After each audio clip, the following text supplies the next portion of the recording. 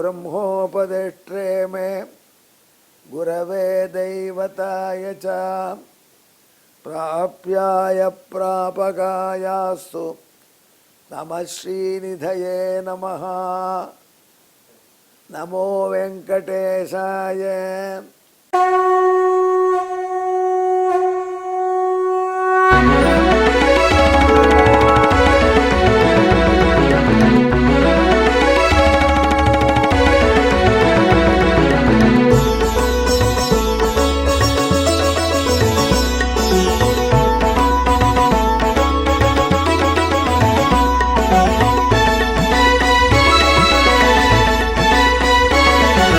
सहस्रनामं सहस्रनामं श्रीवेङ्कटेश सहस्रनामं सहस्रनामं सहस्रनामं श्रीवेङ्कटेश सहस्रनामं।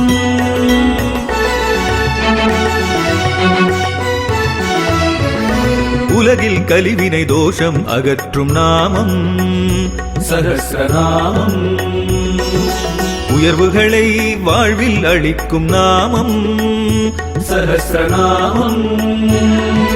திருமலையில் தினம் அர்ச்சனை நடைபெறும் நாமம் சகஸ்ரநாமம்.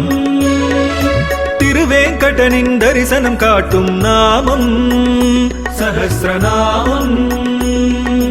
सहस्रनामं सहस्रनामं श्रीवेङ्कटेश सहस्रनामं सहस्रनामं सहस्रनामं श्रीवेङ्कटेश सहस्रनामं। சென்ற திருநாமத்திலே வசிட்டர் ஒரு கேள்வியோடு நாரதரை பார்த்துருக்கார். அது என்னன்னா, நாமெல்லாம் கேட்ட கேள்விதான், பூமி அளந்தான் சொர்க்கத்தை அளந்தான்னு சொல்லு, அதில் பாதாளத்தையும் சேர்த்து வச்சு ஏன் சொன்னீர் அப்படின்னு ஒரு கேள்வி. அந்த பாதாளத்தையும் சேர்த்து வச்ச சொன்னதாக நாமத்தில் இல்லை, திருத திருவிக்கிரமான் இருக்கு, அதுக்கு இஷ்டத்துக்கு அர்த்தம் சொல்லலாமுல்ல. இல்லைங்க, நீ ஏன் பாதாளம்னு சொன்ன அப்படின்னா வசிட்டர் இப்படி புரிஞ்சின்றார். வசிட்டர் இப்படி புரிஞ்சின்றார். அப்போது நாரதர் ஏதோ பாடி லாங்குவேஜ் சொல்லியிருப்பார், இது அது அப்படின்னு காட்டியிருப்பார். அதனால வசிட்டா புரிஞ்சிட்டார். சரி, இப்போ அடுத்த கேள்வி, இப்போ எப்படி பாதாள நிலை சேர்ந்தது அப்படின்னா, எம்பெருமான் உலகத்தை பூமியை அளந்த பொழுது அவன் என்ன பண்ணினா, பூமியை சுற்றி ஒரு பெரிய சவுறு இருக்கு, அதை அண்டக்கடாகம்னு சொல்லுவாங்க. இந்த கடாகம்னாலே புதுசாக பெரிய வானாய்க்கு பேர். பார்த்தீங்கன்னா, கடாகம்னா வானா, அப்புறம் பெரிய வானால எண்ணெய் கொதிச்சுட்டே இருக்கும். இதில் நார்த் இந்தியாலாம் போனால் எங்கே பார்த்தாலும் ஒரு கடாகம் இருக்கும், எண்ணெய் கொதிச்சுட்டே இருக்கும். அவங்க அதில் ஜிலேபி ஜாங்கிரி பண்ணி போட்டுகிட்டே இருப்பாங்க, மக்கள் சாப்பிட்டே இருப்பாங்க. அதை பார்க்கலாம். அந்த கடாகம் நம்ம வீட்லேயும் வானாய், ரொம்ப பெரிய வானாய். அந்த வானாய்க்கு என்ன விசேஷம்னு கேட்டால் தேய்க்கப்படாது, கருப்பாகவே இருக்கணும். அவரை கேட்டால் ஏன் கருப்பு போக தேய்க்கப்படாது, ஓட்டையாயிடும் அப்படின்னு விடுவாங்க சமையல்காரன். அதனால் அனாதி காலமாக அந்த எண்ணெயின் வாசனை இருந்துகிட்டே இருக்கும். ஓஹோ, நல்லா இருக்குன்னு நினைக்கிறாங்களோ, போட்டோம். அந்த மாதிரி கடாகம் அப்படின்னு சொல்லக்கூடியது, இந்த உலகமே ஒரு பெரிய வானொலி மாதிரி, இதுக்கு சௌராக இருக்கக்கூடியது அண்ட கட்டாகம்னு சொல்லி ஒன்று. திருவிக்கிரமனா எம்பெருமான் அப்படி பூமி அளந்த பொழுது அந்த அண்ட கடாகத்தில் அவன் திருவடி பட்டது. நாரதர் சொல்கிறார், இது ரகசியமான விஷயம் வசிட்டா உனக்கு சொல்கிறேன். அப்போது தன் கால் நகத்தினால ஒரு கீரல் கீரின அண்ட கடாகத்தை திருவிக்கிறோம். கீரினவாறே அங்கே பொழந்துண்டு இன்னொரு உலகம் உண்டாயிடுது. அந்த உலகம் எதுக்கு சிருஷ்டிச்சான்னு கேட்டால், மகாபலியை சிறை போட்டு வைக்கிறதுக்காக. மகாபலிக்காக புதிய உலகம் படைச்சான் பகவான், புதிய சொர்க்கத்தை கீழ்லோகத்தில் படைச்சிட்டான், சொர்க்கமாகிற ஜெயில படைச்சான். பண்ண முடியாதா? ஒன்றுமில்லை, வசிட்டரே உங்கள் எனிமி இல்லைப்பா, எனக்கு ஃப்ரெண்டு. யாரை சொல்கிறேன் எனிமி? எல்லாருமே எனக்கு ஃப்ரெண்டு தானே வசிட்டர். சரி வச்சுக்கோ, உங்கள் ஃப்ரெண்டு, உங்கள் புக்கில் உங்கள் நோக்கில் ஃப்ரெண்டு, அவர் நோக்கில் உமக்கு எனிமி. யார்? விஸ்வாமித்திரர். அவரே ஒரு சொர்க்கம் தன் தவல் மேலே சிருஷ்டித்தார். அவருக்கே இது சாத்தியமானால் திருவிக்கிரமன் நாராயணனுக்கு சாத்தியமாகாதா? யோ பிரம்மாணம் விததாதி பூர்வம் வேதாம்ச சர்வான் பிரகிணோதி தஸ்மை என்று அனானப்பட்ட பிரம்மதேவனே அவன்தான் உருவாக்குறான். அவன் தன்னுடைய மகாபலிக்கு தானே உலகத்தை ஏற்படுத்தி கொடுத்தான். பிரம்மா சிட்டை சுலோகமெல்லாம் நம்ம குழந்தைக்கு போகாது. நம்ம பையன் மகாபலி அழியனம் பையல் ஏதோ கொஞ்சம் ஆணவத்தில் இருந்துட்டான், அவ்வளோதான். மகாபக்தன், பக்தர்களை தலை சிறந்தவன். சென்ற திருநாமத்தை நாம் விளக்கும்போது சொன்ன மாதிரி ஆழ்வார்கள் கூட பொறாமைப்படக்கூடிய ஏற்றமுடையவன். பிரகலாதனே சொல்லிட்டான், இவனுக்கு தான் நிறைய அருள் செய்தீர் அப்படின்னு சொல்லிட்டான் பின்னாடி. ஏன்னா இவன் தலையில் காலை வச்சு, என் தலையில் கையை தான் வச்சு. அவன் இரண்டே சம்ஹாரம் ஆன பிற்பாடு தன் கோபத்தை எல்லாம் பிரகலாதனுடைய வார்த்தைகள் தணிக்க பிரகலாதனுக்கு பட்டாபிஷேகம் சொல்ல சொல்லி பகவான் கிளம்புறான். அப்போது பத்மகர பிரசாதகான்னு பிரகலாதன் தலையில் தன் கையை வச்சு தடவி விடுறான். இந்த தலையை தடவுறதுனாலே அர்த்தம் வேறு இல்லையா நம்ம நாட்டிலலாம் தமிழில், சார் நல்லா தலையை தடவுறார் சார் அப்படின்வாங்க. ஆனால் அன்போட தலையை வருடி விட்டான் எம்பெருமான். ஆனால் இன்றைக்கி அந்த எம்பெருமான் மகாபலி ராஜ்யத்தை வாங்கிட்டு மகாபலி தலையில் காலை வச்சான். அந்த காட்சியை பார்த்தான் பிரகலாதன். அவன் வந்திருக்காங்க இந்த ஸ்பாட்டில். அவன் சொன்னான், என்னை தலையை தடவி ஏமாற்றிட்டீர் அப்படின்னா. தலையை தடவி ஏமாத்தினா பிரகலாதா, என்ன இப்படி அபாண்டமாக என் மேலே சொல்கிறேன், உன் பேரன்கிறதுனால இவன் ஒன்றும் செய்யாமல் விட்டுருக்கேன். இல்லை சுவாமி, இவருக்கு நீர் கொடுத்த வெகுமதி எனக்கு கொடுக்கலையே, என்னுடைய தலையில் உன்னுடைய கையை தானே வச்சீர், இவன் தலையில் உங்கள் திருவடியை வச்சுட்டு அது எவ்வளோ பெரிய பிரசாதம். ஆகையினால இவன் ரொம்ப அதிர்ஷ்டசாலி என்று மெச்சினான். அவ்வளோ தூரம் மகாபலிக்கிட்ட அனுபவித்திருக்கிற பகவான் ஆகையினால பகவான் என்ன செஞ்சால் மகாபலிக்காக தங்குவதற்கு ஒரு இடம் ஏற்பாடு பண்ணினா அது புதிய உலகமாக இருக்க வேண்டும் என்று படைத்தான். நகத்தினாலே கிரண்யேசுவை சமரித்தான். நகத்தினாலே புதிய சொர்க்கத்தை படைத்தான்.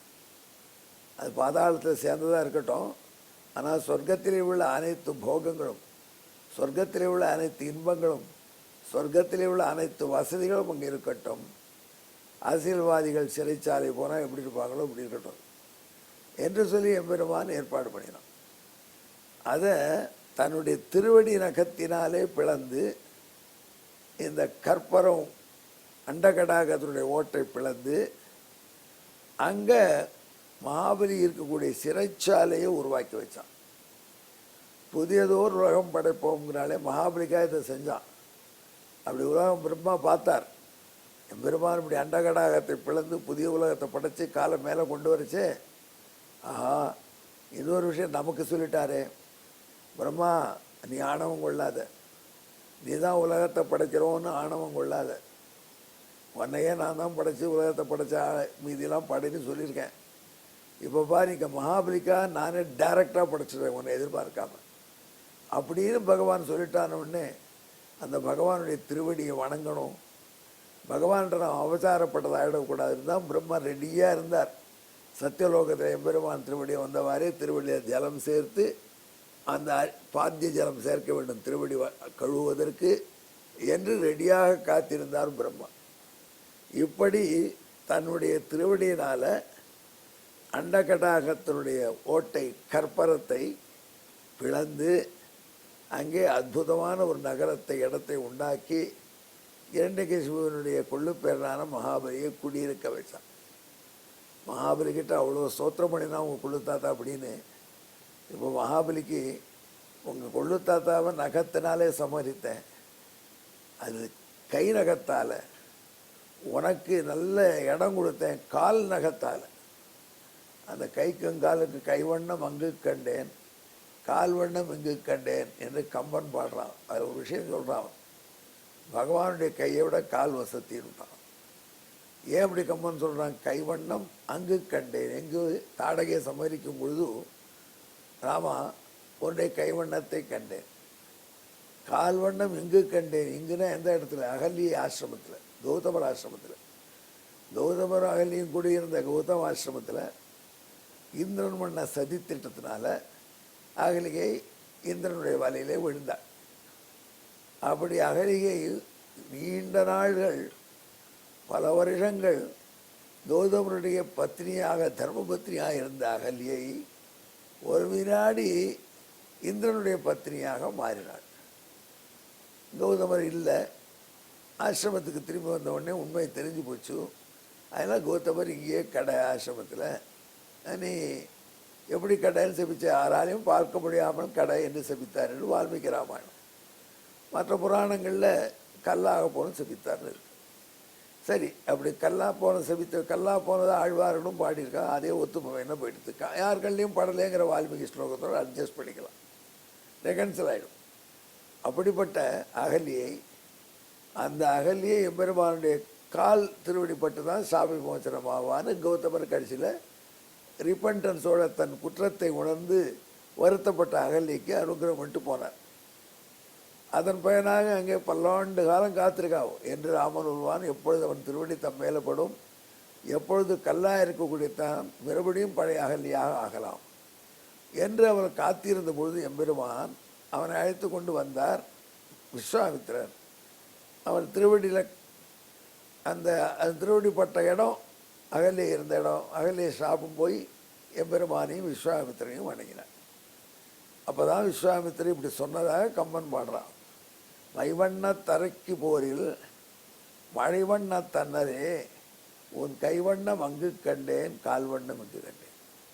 சொல்லும்பொழுது விஷயம் கைவண்ணத்தை அங்கே பார்த்தேன், ஆனால் கால்வண்ணம் கைவண்ணத்தோட வசதி. கை டெஸ்ட்ரக்டிவ், கால் கன்ஸ்ட்ரக்டிவ். ஆகையினால மகாபலியினுடைய கொள்ளுப்பாட்டனுக்கு கை நகம் அழித்தது அவனை.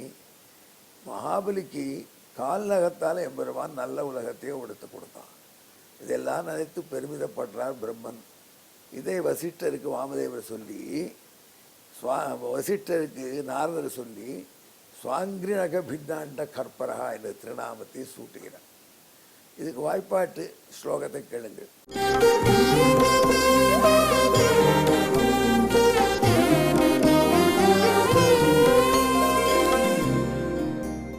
கடாகம் நிஜபாதஸ்த நகேன விதளன் சுபஹ காராஞ்சக்ரே ததஸ்வாங்கிரி நக பின்னாண்ட கற்பரஹ சுவாங்கிரி நக பின்னாண்ட கற்பராய நமஹா. அன்பர்களே, இதுக்கு தமிழ் வாய்ப்பாடு. தன் திருக்காலின் நகத்தால் அண்டகடாகம் அதனை கீண்டே அங்கு சிறையாம் அரண்மனை சீராக வைத்தான். சுவாங்கிரக நிர்பின்னாண்ட கற்பரனானான் திருவேங்கடமுடையான். இதை ஜபித்தால் நமக்கு சிறைச்சாலையிலே வாழக்கூடிய குறை வர, வாழ்க்கையிலே என்றும் நிம்மதியாக இருக்கலாம். சிறைச்சாலை போகக்கூடிய குற்றங்களை செய்யாத நிலையில் எங்கே இதை என்னுடன் கலந்து ஜெபியுங்கள்.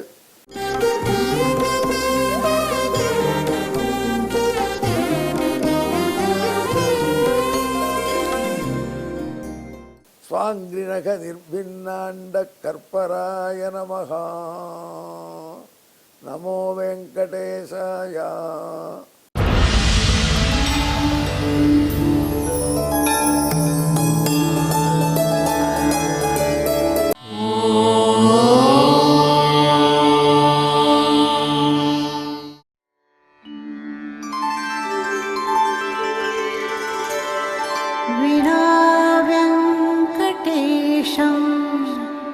ननाथो ननाथः सदा वेङ्कटेशं स्मरामि स्मरामि.